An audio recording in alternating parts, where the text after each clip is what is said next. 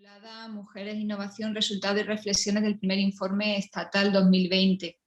Y bueno, supongo que algunas de vosotras lo habréis ojeado o lo conoceréis. Es una serie, bueno, es un nuevo informe que se hizo complementario a la serie que hay de Mujer y Ciencia, donde hay datos sobre todo a nivel académico, posiciones, etcétera, y este refuerza toda la parte que tiene que ver con innovación y transferencia.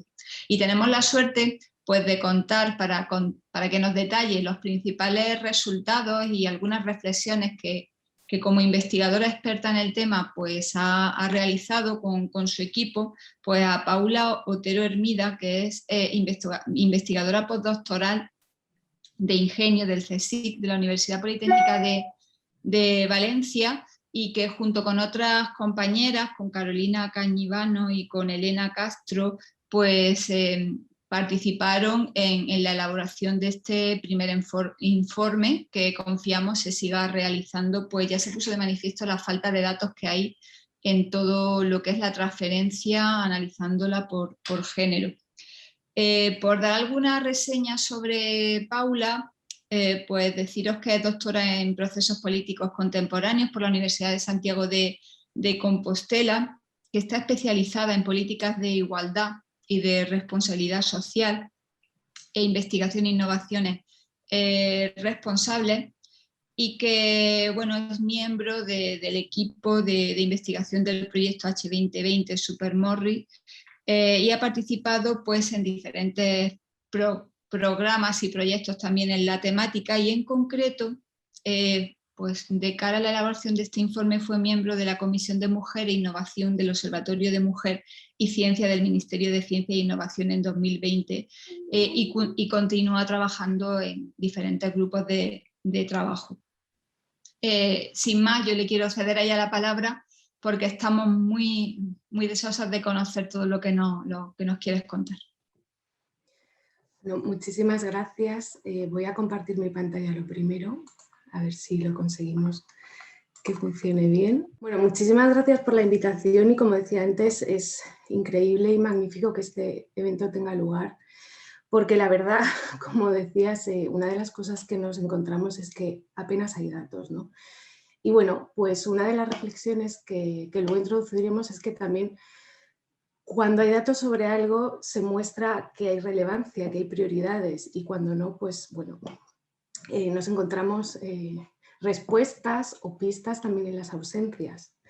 Entonces, bueno, este informe, que fue el primero que se hizo el año pasado, lo hicimos desde el Instituto Ingenio, que es un instituto del CSIC y de la Politécnica, como comentaba María del Mar, especializado justamente en políticas científicas e innovación. El equipo, pues, claro, hay gente que ha trabajado en indicadores de innovación toda su vida, entre ellas pues Carolina Cañivano, que es investigadora del CSIC, especializada en carreras científicas y ha trabajado en numerosos proyectos relacionados con el tema, y Elena Castro, que es investigadora del CSIC Senior, que lleva toda su vida dedicada a esta temática, además desde diferentes puntos de vista. Ella trabajó como técnica también de innovación en el Ministerio muchos años, antes de ser científica en el CSIC. Y bueno, su conocimiento sobre estos temas es muy vasto, ¿no? No quería dejar de citar también a Jania González y Carmen Corona, que nos tuvieron que apoyar al realizar este informe, por lo que ahora contaré. Fue difícil, ¿no?, encontrar datos, y además teníamos que tratarlos casi directamente porque no había estadísticas. Entonces, bueno, ellas ahora ya son doctoras, son dos magníficas y potentes doctoras que bueno, aquí estamos todas en Ingenio para lo que necesitéis. Sin más, voy a presentar el informe, que es este. Está disponible en la página del Ministerio. Y voy a explicar primero un poco cómo se desarrolló, justamente por estas problemáticas que tenemos, porque creo que es importante entender por qué las ausencias, este tipo de cuestiones. El marco analítico que usamos para buscar los datos, creo que esto es importante porque, claro, es el primero, ¿no? Entonces intentamos hacer un barrido, saber qué había y qué no había. En otros informes posteriores quizás esto no sea tan importante, pero hacer una especie de diagnóstico de situación era fundamental para este primer informe. Por supuesto, resumiré algunos de los principales resultados, los que pueda, porque no tenemos tiempo para todos. Y luego pues haremos algunas reflexiones que espero que animen al debate y que podamos hablar un poco entre todas y todos. Bueno, ¿por qué este informe? Bueno, desde 2007 tenemos datos sobre qué ocurre con las científicas, ¿no?, en el sistema español, pero no teníamos datos sobre qué ocurría en este sentido en el ámbito de la innovación. Entonces, bueno, parecía necesario dedicar tiempo y esfuerzo a hacer este trabajo. Para ello el Ministerio lo que quería hacer era ese trabajo de monitorización, que por especificar quiere decir capturar datos de forma sistemática, de forma periódica. ¿Por qué? Porque así podemos comparar en el tiempo si estamos mejorando. Esto es una cuestión muy importante para desarrollar políticas públicas y además en materia de igualdad siempre es fundamental para sensibilizar. ¿Qué quiere decir esto? Que, bueno, pues muchas veces pensamos o se dice que hay igualdad y la hay sobre el papel, pero en la práctica no. Cuando tenemos los datos se ve muy bien que esto no pasa. Entonces siempre han sido, desde los inicios de las políticas de igualdad, los datos, las métricas, los indicadores siempre han sido muy importantes. Por eso era importante también tenerlos sobre este ámbito de la innovación. Para ello, el Ministerio, en concreto María Ángeles de las Heras, que estaba ayer como ponente también en una de las comunicaciones de la tarde, y Ana Puy, que en ese momento dirigía el Observatorio de Mujeres y Ciencia, pusieron en marcha esta comisión que veis aquí, que tenía los siguientes integrantes. Bueno, en primer lugar estaban presentes los organismos públicos de innovación, pues el CDTI, FECIT, el Instituto Nacional de Estadística, el Observatorio Nacional de Telecomunicaciones, estaba EVA de Innovatia, con el programa que lleva tantos años, ¿no?, ya 10 años desarrollándose, el Instituto de la Mujer, otros ministerios que de alguna manera están trabajando cuestiones de innovación porque es transversal, pues desde Agricultura al Ministerio de Trabajo y, por supuesto, asociaciones científicas y relacionadas con la innovación, como la Asociación de Parques Tecnológicos o CRUE, asociaciones de igualdad de distinto tipo, desde AMIC, la Asociación de Mujeres Científicas y Tecnólogas, a asociaciones de mujeres empresarias o la Asociación de Mujeres del Sector Público. Y bueno, también había un par de investigadoras en la materia, yo y otra compañera. ¿Qué fue la primera pregunta que se trabajó en esta comisión? Bueno, ¿qué datos había? O sea, ¿qué información podíamos ya tener sobre la mesa? Y también, y esto es muy importante, sobre qué necesitábamos información, sobre qué aspectos era relevante capturar esos datos. Bueno, pues con estos miembros nos pusimos a trabajar. Los antecedentes, bueno, esa respuesta de qué datos había, la respuesta era pues no hay, ¿no? Apenas hay. Sabíamos que la situación no era buena, como se ha ido comentando ayer en las ponencias, ¿no? En el sector privado la presencia de investigadoras es muy bajo, pero no solo es bajo, sino que desde 2007 apenas ha mejorado. O sea, ha mejorado en un 1%, mientras en ciencia la situación, bueno, es distinta y sí que ha habido una evolución mucho más positiva. También teníamos algunos datos de patentes, también muy negativos. Estamos hablando de que los ratios son bajos, aunque están creciendo a nivel mundial. Hay distintos estudios en economía digital, tecnología, brechas de género, que también señalan que hay muy pocos datos. Y bueno, pues tenemos estos porcentajes de mujeres en startup que son bajísimos, ¿no? Están en torno al 15%, y en la Unión Europea la situación no es mucho mejor, estamos más o menos igual. Entonces, bueno, nos pusimos a trabajar. Lo que pasa es que, ¿por qué no hay datos, no?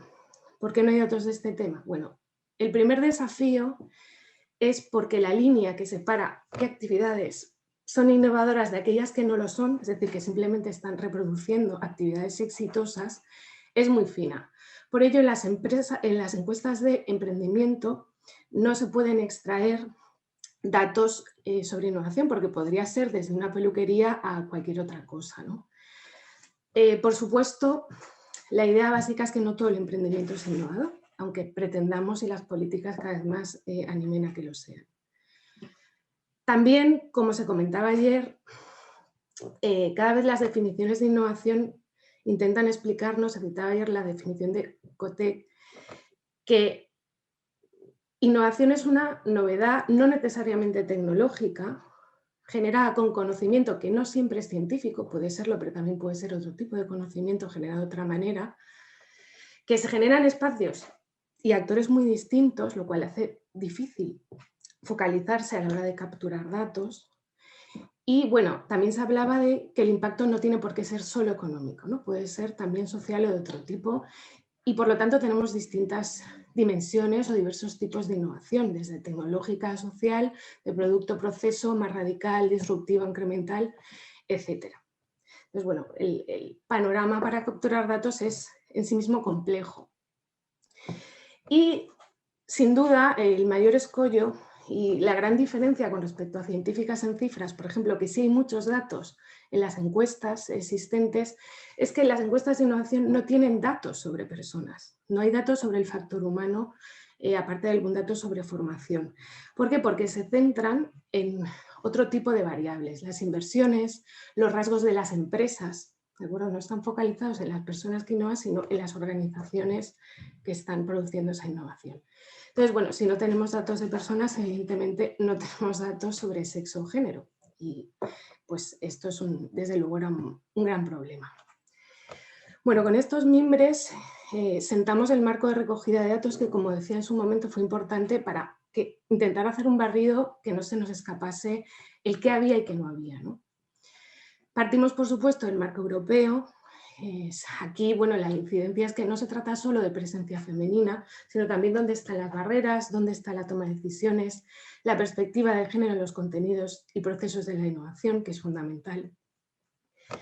Por supuesto, hicimos muchísimo caso a lo que se citó en la comisión, que se consideraba relevante. Esto es muy interesante porque enseguida aparecieron aspectos que poco tenían que ver con la idea clásica de innovación tecnológica empresarial. Enseguida se empezó a hablar de pymes, de innovación social, de que el sector público también innovaba, que qué pasaba ahí. Sectores que nunca se suelen mencionar, como el medio rural, el sector digital TIC, bueno. Otros actores, pues por ejemplo el caso del sector privado no lucrativo, las ONG, las fundaciones, el sector social. En ese sentido, yo estuve 6 años dirigiendo programas de empleo y responsabilidad social en Cruz Roja Española y hay que decir que desde hace años los fondos europeos, sobre todo el Fondo Social Europeo, pide innovación en los proyectos, o sea, había algo que buscar también. Y hay, bueno, es un sector que está muy feminizado y es potente y relevante socialmente. También, y esto es importante, la relación entre el empleo femenino y los recursos destinados a innovación. Es difícil, muy difícil capturar el impacto social de la innovación, pero bueno, el empleo que está creando en este sentido es una de las maneras de intentar acercarse a esta realidad tan compleja. Además, estábamos acabando, por aquel entonces, 2019, un proyecto dedicado justamente a generar indicadores con una perspectiva responsable para la ciencia e innovación en España. Lo estábamos haciendo desde una perspectiva de co-creación, es decir, utilizando técnicas participativas y co-creando con diferentes actores. Esto es relevante, este proyecto es relevante porque, claro, la comisión es estatal, pero en este proyecto, por ejemplo, en el área de género contamos con actores también, además de los clásicos de innovación, por supuesto también vinieron de FECIP, quien está haciendo científicas en cifras, expertas, etcétera. Pero también contamos con actores locales y regionales. Esto es relevante porque la innovación, los programas muchas veces de innovación son estatales, pero en la innovación fundamentalmente los ecosistemas se sitúan en entornos regionales y locales.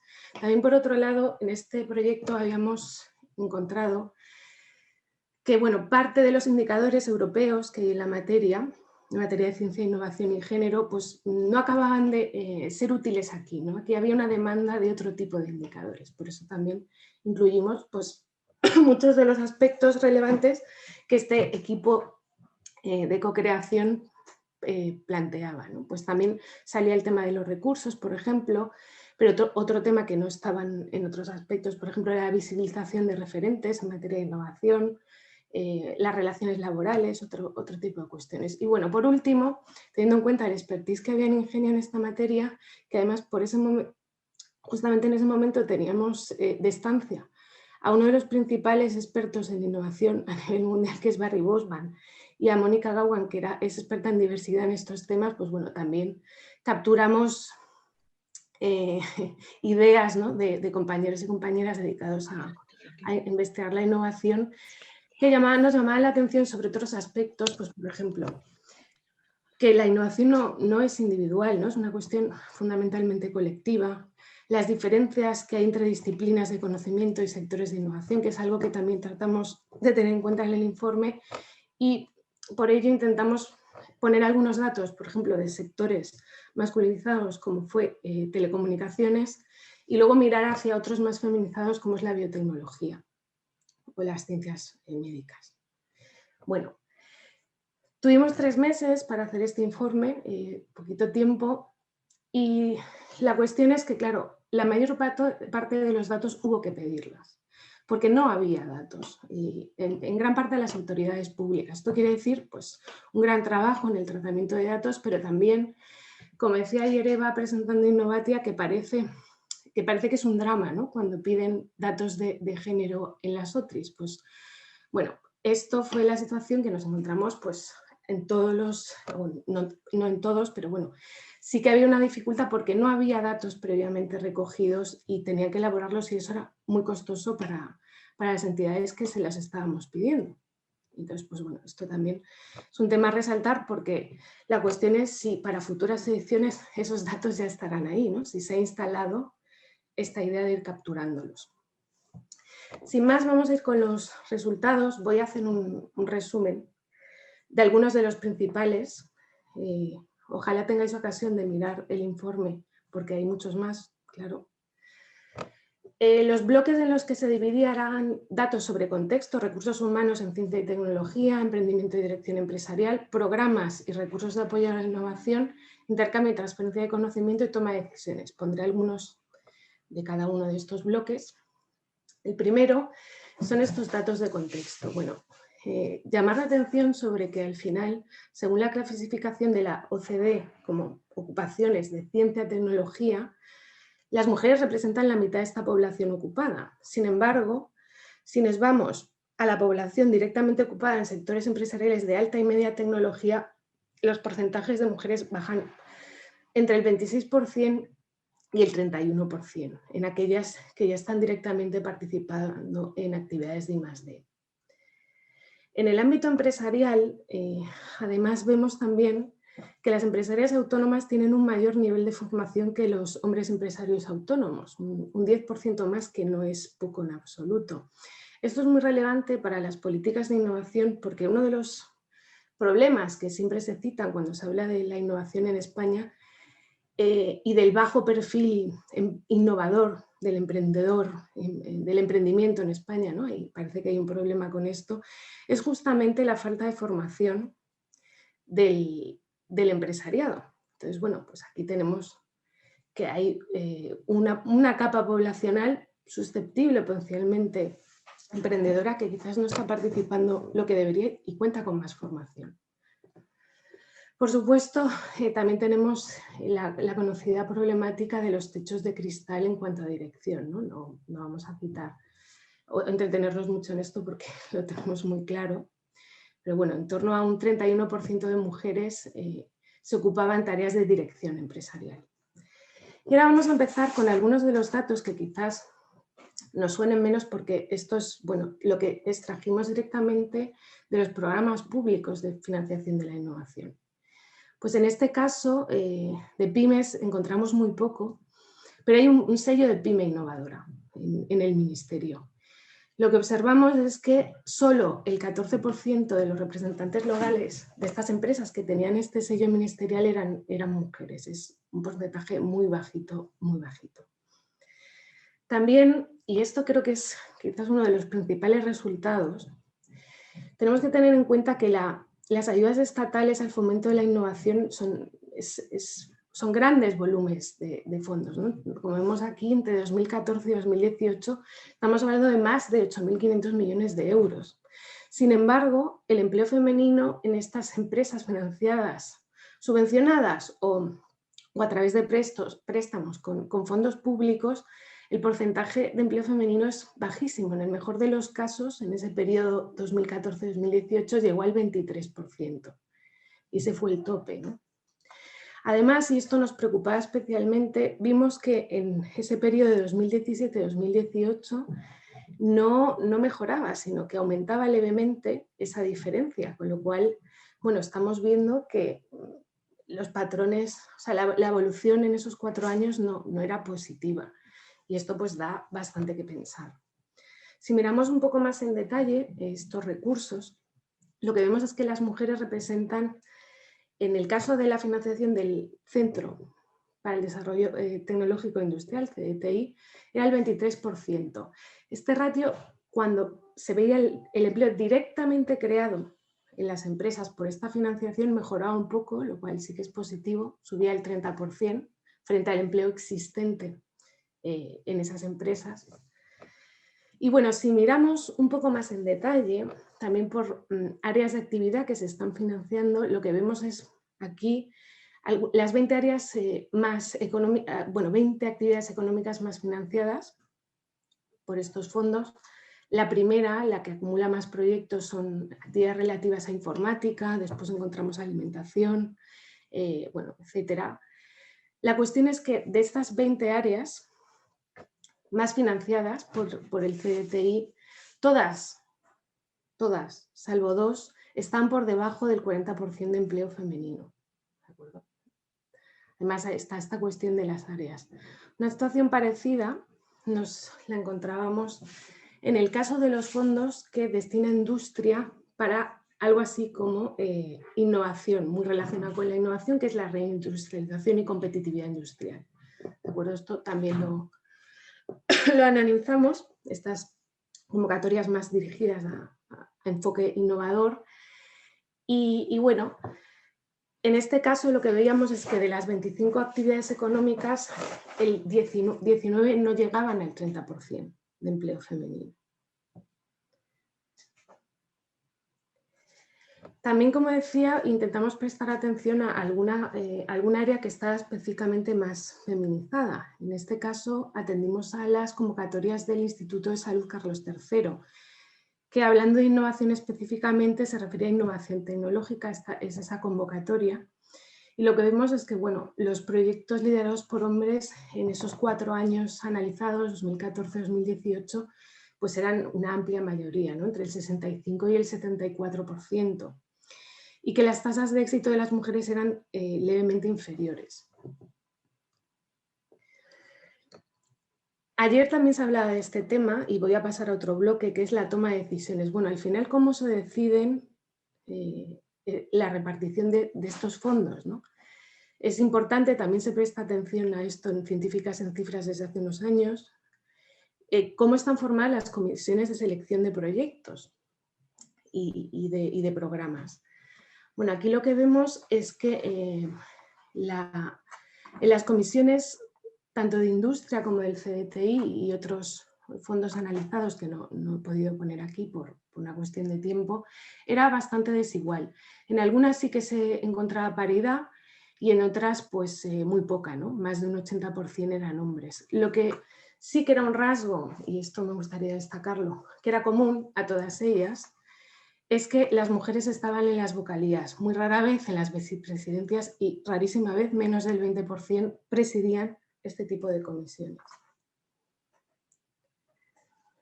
Siguiendo un poco con la toma de decisiones y ahora yendo a un nivel mucho más abstracto, mucho más amplio, analizamos también los consejos. En este caso, los datos son del Consejo Asesor de Ciencia, Tecnología e Innovación a nivel estatal, en que participan también representantes de asociaciones empresariales y sindicatos. Y lo que vimos es que desde el 2012 a 2016, ese primer periodo, al segundo, había mejorado mucho. Este patrón lo encontramos también en el otro gran consejo, en el que están presentes todos los ministerios y las comunidades autónomas, que también asesora al Ministerio en Política Científica e Innovación, y vimos esa evolución en positivo de forma similar. También teníamos otros datos que no, bueno, pues por tiempo no he podido poner aquí, relativos a, pues, por ejemplo, qué ocurre con la red Innova, que es una red que promueve el Ministerio para los ayuntamientos, porque como decía, la innovación en muchos casos es muy regional y local. Ahí es donde está sentada, donde se producen la transferencia y las relaciones. Y bueno, en este sentido, teniendo en cuenta que el Consejo Rector está formado por las alcaldías normalmente, pues nos encontrábamos patrones en torno a un 30% de mujeres dentro de ese Consejo Rector. También, bueno, se incluyeron algunos datos de intercambio y transferencia de tecnología que en este caso procedían de un proyecto que acababa de terminar, en el que se veía que la participación en este tipo de actividades era desigual. Generalmente la de las mujeres era más baja que los hombres, pero hay que atender a ciertas cuestiones, ¿no? Sobre todo eso era así cuando las actividades eran formalizadas, es decir, cuando estamos hablando de convenios, patentes, este tipo de cuestiones. En el apoyo más informal a la transferencia, pues desde conversaciones o cuestiones que no son tan formalizadas, la participación no era desigual. Y también se veía que según se iba inhibiendo el nivel de las personas que participaban en esta transferencia en la carrera científica, pues estamos hablando de que en las mayores posiciones esta brecha no existía. ¿Qué ocurre? Que como sabemos hay pocas mujeres catedráticas, hay pocas mujeres directoras de institutos de investigación, etc. ¿Por qué sucede esto? Bueno, pues lo que se veía en ese trabajo también no es porque las mujeres piensen que no es importante, de hecho otorgaban más relevancia que los hombres a los potenciales sectores beneficiarios de estas actividades de transferencia. Con lo cual, bueno, esto nos hace pensar que tendríamos que buscar el por qué eso no está pasando en otras cosas, ¿no? Probablemente falta de tiempo, por sobrecarga por otras cuestiones. Y esto también es muy interesante, es el único dato prácticamente del informe donde observamos que hay más mujeres, es en el apoyo a la innovación, en las oficinas técnicas que están apoyando esa transferencia de conocimiento, donde vemos que está muy feminizado. 68% son mujeres en este caso. Bueno, se podría decir mucho más, pero yo creo que es importante, justamente como decíamos, este es el primer informe, hacer algunas reflexiones sobre qué nos dicen los datos que están, que eso creo que es autoevidente, ¿no? Por lo que hemos ido viendo, pero también los que no están. Claro, teniendo en cuenta lo que vemos, ¿qué datos encontramos? Pues sobre todo de innovación tecnológica y de las empresas. ¿Qué datos no encontramos? Pues no encontramos datos sobre el factor humano en las encuestas de innovación, como ya he citado.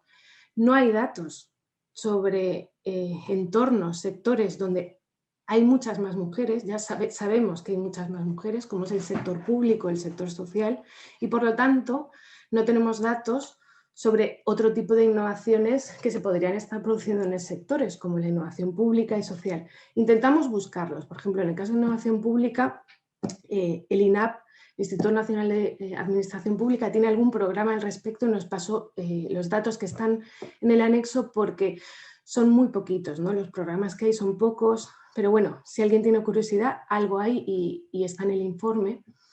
Lo que pasa es que, bueno, es algo increíble, es muy poquito, o sea, no son datos, desde luego estadísticos, son pues como gotas, ¿no?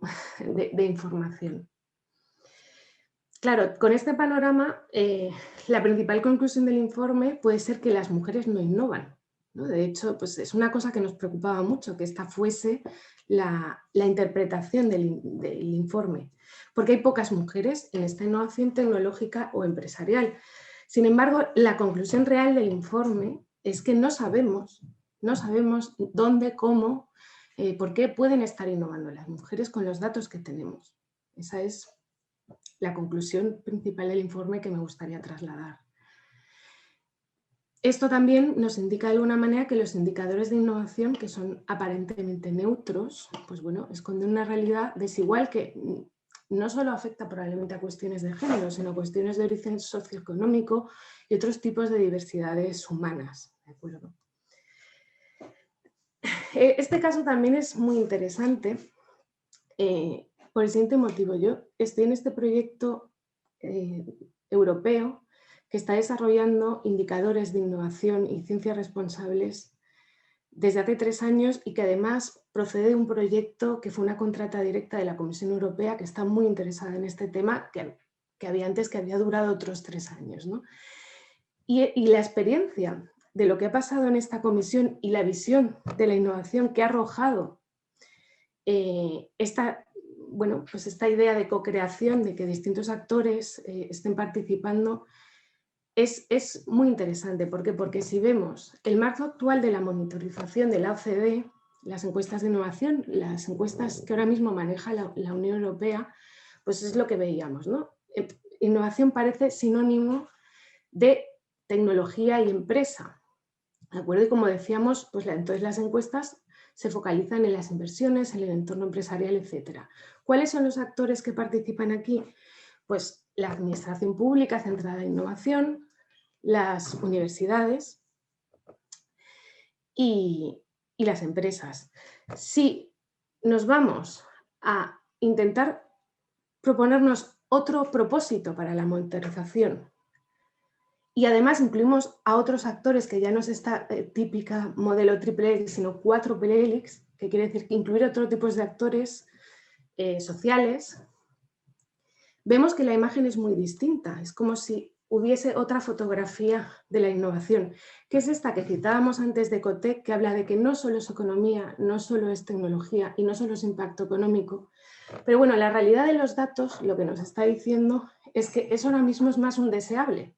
Es un camino que queremos, pero que no está en las políticas todavía, ¿no? Lo que no quiere decir que no vaya a estar, pues porque desde luego estas definiciones están cambiando bastante.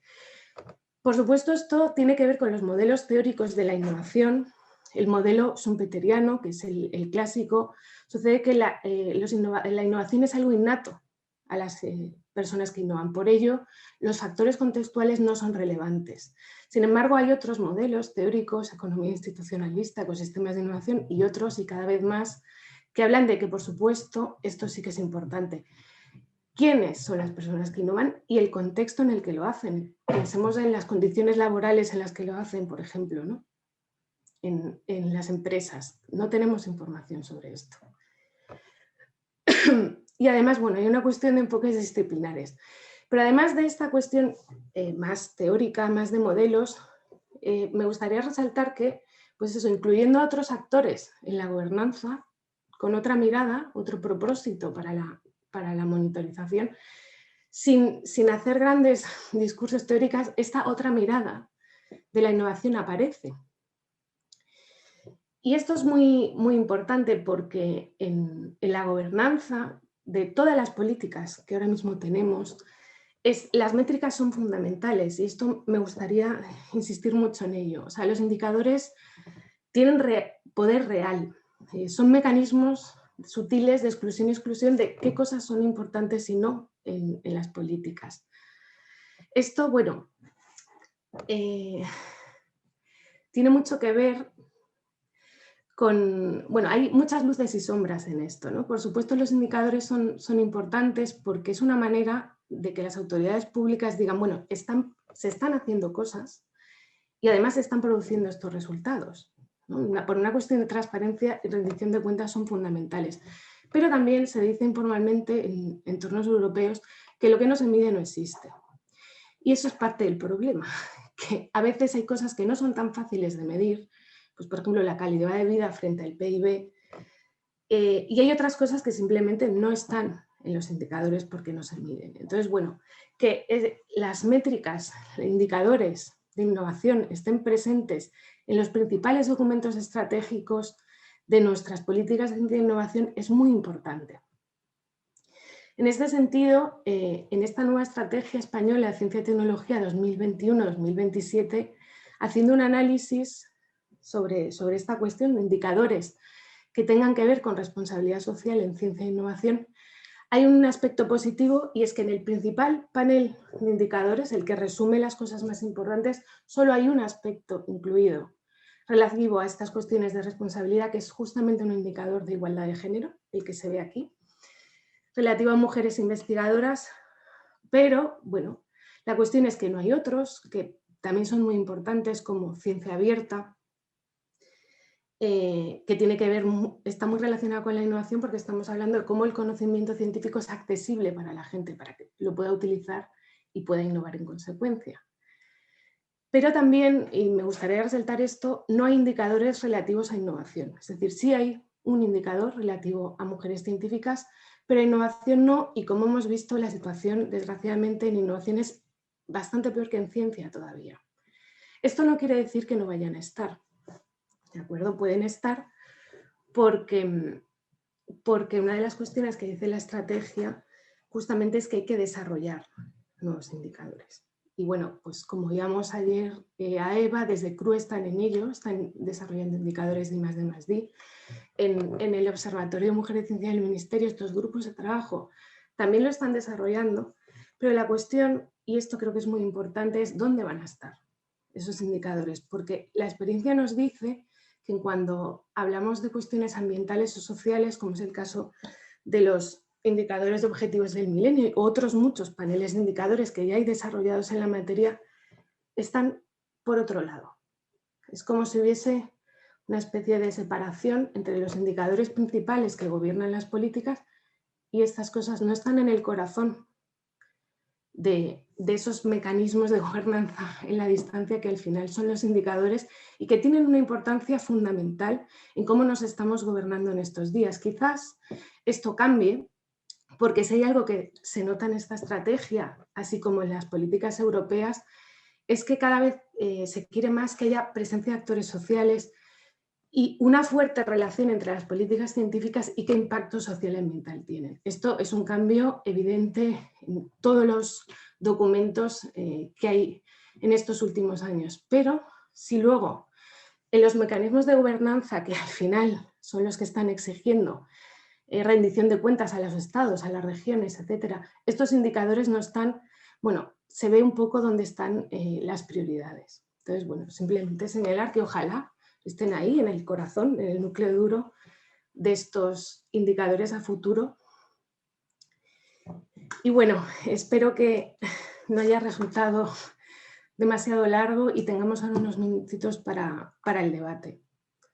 Aquí estamos, como decía en Ingenio, para lo que necesitéis y cualquier aclaración sobre el informe o cualquier otra cosa.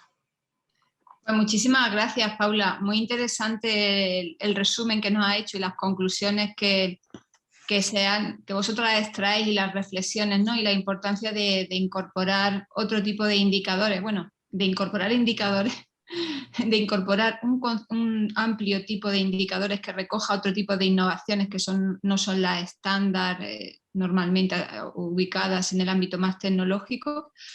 Y importante la reflexión de qué se puede hacer para que formen parte de ese núcleo de toma de decisiones, que como tú bien dices es la clave. Había una pregunta en el chat, te la voy a transmitir, no es exactamente relacionada con esto, pero bueno, al final todo tiene relación, ¿no? Habla de los proyectos, ¿no? Y de en qué medida, por ejemplo, en la toma de resoluciones para conceder proyectos de investigación se tiene en cuenta que la investigadora solicitante sea una mujer. Aparece cada vez más en las convocatorias que haya equipos de mujeres, pero realmente, y va relacionado con lo último que tú has comentado, ¿no? ¿Cuál es la efectividad? ¿Es solo tiene que aparecer para que parezca que está, pero realmente funciona, no funciona? No sé si de eso tienes alguna información en esas comisiones en las que has participado. A ver, la verdad es que yo no estoy en ese debate en concreto, pero sí he oído muchas reflexiones con respecto a eso, porque claro, los criterios de evaluación son fundamentales. A ver, en este sentido, yo creo que es un poco ambivalente. Por un lado, es necesario la presencia de mujeres, esa cuestión equilibrada en las comisiones. Además, o sea, por un lado están los requisitos que se ponen a los proyectos, ¿no? Pero luego está quien los evalúa, ¿no? Y cómo se evalúan esos requisitos. Bueno, pues En la práctica eso parece que hay algunos problemas, ¿no? Porque hay muchas resistencias en las comisiones a valorar eso como un criterio. Esta es una de las cosas que me han llegado. Y es que una de las cuestiones que se enfoca en las comisiones es que haya presencia de mujeres, pero lo que se está demandando ahora, y que creo que es fundamental, es que haya formación en cuestión de perspectiva de género, porque si no, pasa que suceden estas resistencias, ¿no? Tenemos los criterios que tienen, pues reflejan cada vez la importancia mayor de que las cuestiones de género son importantes, pero luego a la hora de valorarse no está claro cómo se hace esto. Y esto tiene que ver también con cuestiones que se hablaban ayer, ¿no? El 50% de las mujeres percibe que hay barreras en la ciencia, en cambio solo el 10% de los hombres cree que las hay, probablemente porque no las experimenta. Entonces, y porque muchas veces estamos hablando de cuestiones que son más inconscientes, bueno, estas cosas que a veces salen como un poco solas, ¿no? Son más sin querer. Y la gente se siente muy vulnerable cuando se le acusa de discriminación. Entonces, bueno, estas cosas son delicadas y quizás formación sería interesante, porque si no al final lo que pasa, y sobre todo, y esta es una queja también en las áreas que están muy masculinizadas, las mujeres que están ahí en estas comisiones siempre tienen que estar presionando con estas cosas y es una gran carga para ellas. Además de un problema porque están en muchísimas comisiones porque tienen que estar, porque hay unos requisitos de paridad y no se están dedicando a investigar. Y esa participación en estas comisiones no está reconocida. Entonces, bueno, ahí probablemente haya cosas que hacer. Hay una última pregunta que es de Pilar Martín, que es la última que vamos a pasar, que está también en la mesa siguiente, con lo cual, bueno, pues casi luego vamos a enlazar directamente con las panelistas. Habla sobre los centros de investigación y dice, a nivel de estructura de centro de investigación, y en cuanto a indicadores concretos que encontráis en cuanto a por qué las mujeres no están en los puestos de dirección, en los centros de investigación. ¿En qué indicadores en concreto encontráis a nivel de estructura de centros de investigación? A ver, esto es más científicas en cifras que quizás el informe que hemos presentado, pero bueno, en este sentido volvemos a las cosas que no se pueden medir. Pues culturas de trabajo, cómo se asignan las cuestiones, cómo se percibe la carrera investigadora o esto de tengo que estar trabajando 70 horas a la semana o menos, cómo se reparten las tareas en los equipos, una serie de cuestiones que, por ejemplo, en el proyecto que trabajamos sí que salían, que eran algo muy relevante a medir. La cuestión es que es difícil hacer esto. O sea, realmente tener indicadores sobre esto es complicado, entre otras cuestiones, porque, claro, hay una diferencia entre la monitorización, que es sistemática, periódica, o sea, hay que capturar muchos datos. Esto exige mucho esfuerzo a los centros de investigación que los tienen que proporcionar, a las universidades, a los propios investigadores e investigadoras. Luego, por otro lado, están los estudios en profundidad, o sea, las investigaciones que pues, quienes estamos aquí hacemos, ¿no? Que al final pues, ya te pones un foco, te dedicas 2 años a hacer entrevistas, escoger una muestra, etcétera, y no es capturar en todos los centros, es más ir bueno, hacer unas preguntas que requieren una respuesta. Y quizás este tipo de información la encontremos más en los estudios que en la monitorización, por el coste que tiene al final capturar esos datos.